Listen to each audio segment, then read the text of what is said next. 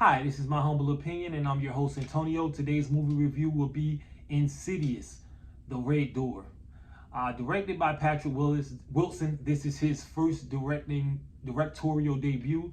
He starred in the first two movies. I believe 2 out of the 4. He starred in the first 2 for sure, and now he's back for this one, Insidious, The Red Door, where he's also directing and starring in the movie. How does he do? How does the movie rate based on my opinion? I'm here to let you know. But first, I get into the plot just in case you don't know what the movie is truly about.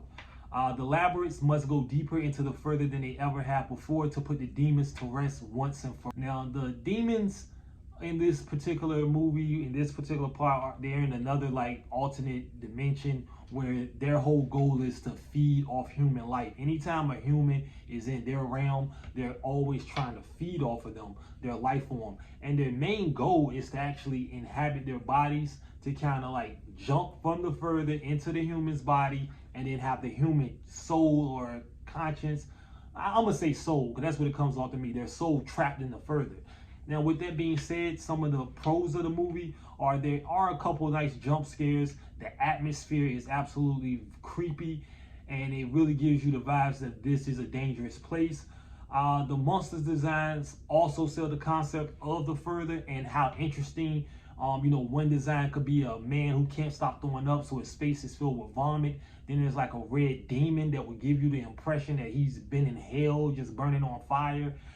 Then there's all sorts of, different type of demons and different type of designs, but it really serves well for the movie's concept in that the further could be anything imaginable. It's just not like a bunch of zombies that look the same or a bunch of vampires look the same. No, these people could look vastly different, and they all look scary, and they all look tormented, and they all look like people you don't want to come across if you ran into the further.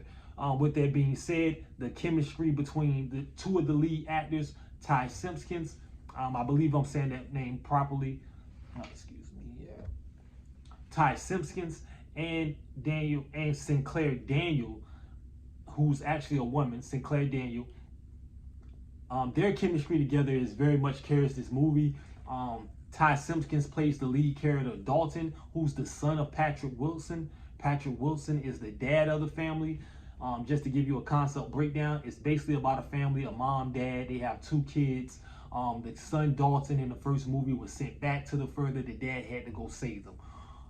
The dad saves them, but at the same time the dad saves them, the dad comes out with a demon. In the second movie, they figure out that the dad has a demon in him, and he's trying to kill the whole family before he is then stopped from killing the son, and then the demon is defeated at the end.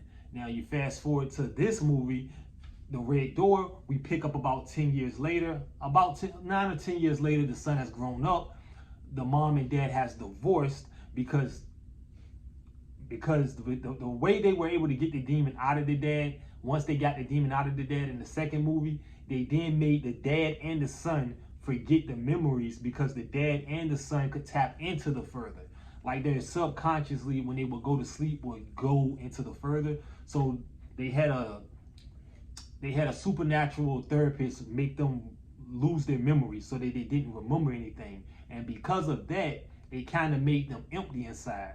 So picking up 10 years later, the mom and dad has now got a divorce because the dad just became an empty shell of himself. The son became really introverted and he no longer wants to be bothered. So it kind of messed up the whole family dynamic, and the mom had been keeping everything a secret because she didn't want them to know why they were like that, because she was so scared that when they figured it out, they would then go back to the further and cause more demons to come out around them. With that being said, I'm gonna hop into the cons of the movie. The cons of the movie is there's no innovation from the first one to this one. It's the same type of atmosphere, which is cool. That's the plus of the movie. But at the same time, there's no innovation. Also, I'm not a big horror fan when it comes to ghost movies. I'm a big slasher guy, big zombie guy. I even like vampires if they done well. But when it comes to ghost stories, there's no innovation. They're not following the rules. 1 minute the ghost can throw you across the room. The next minute they can't even touch you. The next minute they can break somebody who's not a main character's neck. The next minute they can't do anything with the main character. The plot armor, stuff like that. It just doesn't appeal to my senses, because 1 minute they can do one thing, the next minute they can't, and the rules They don't follow their own rules that they set in these movies, and that tends to bother me as a viewer. I tend to still enjoy a lot of them, but when it comes to just being scared, I kind of start chuckling at a lot of stuff. So for me, that would be a con. Again, the whole plan of these particular monsters is to get into the characters' bodies and then inhabit them and feed off their life force. But yet, to me, it seems like they focus more on scaring people than they actually do trying to get into their bodies, which they try to do conveniently at the end of the movie. So that's another con. If I'm a demon, I'm trying to get out the further, and there's a life form, and I'm trying to feed on it. That's all I'm trying to do. In these movies, they want to throw you across the room. They want to make a door open. They want to, make a bedroom jump up. They never get straight to the point. So for me, that loses a lot of points for me, because it's like, what is the goal? Like, just kill these people. Just get rid of these people. Like, what's the goal? Just get rid of them. But we never get that. So that would be a con for me. And another big con for me, in which why I scored this movie on a scale of 1 to 10, I'll probably give this movie a 6, is because the lead actors, two of the other lead actors, one being Ty Simpkins and his daddy, remember Ty Simpkins is the son, the daddy Patrick Wilson, their chemistry is totally not good in this movie. The dad never feels like a real dad. The son never feels like a real son. He's bratty at times. He shouldn't be bratty. The dad just doesn't even seem like that's his son. I really don't feel any emotional connection. Even at the end of the movie, when he tries to save the son's life, it almost feels like he's just a stranger trying to save another stranger's life. And that, to me, that's a big part of directing, in which Patrick Wilson, in my personal opinion, is going to have to work on how to translate emotions into the movie. Because in the first movie, which wasn't directed by him, and the second movie, you can feel an emotional connection between the dad and the son. It feels like that's his son. But in this movie, it did not feel like that to me. It felt like that was just a stranger, and he was trying to help. And I didn't feel the emotional connection between the two characters. And to me, that's a con. Overall, I scored this movie a 6 out of 10. I would say, if you have somebody who you would like to take out and you're into ghost movies, this might be more for you. So I would say go out and see it. But for me personally, I wasn't feeling it too much. I'm gonna score it a 6 out of 10. I would say wait for it on streaming services. With that being said, I'm gonna go take a look at the box office, and I'm gonna see what they did, and to see who felt like me and who didn't based off the numbers. So just looking at the numbers, scanning through the numbers on Box Office Mojo, right now, as this movie stands, is at over $32 million and a half over the first weekend, which I gotta be honest, that's a success based off this movie's budget, which is rumored to be around $16 to $20 million.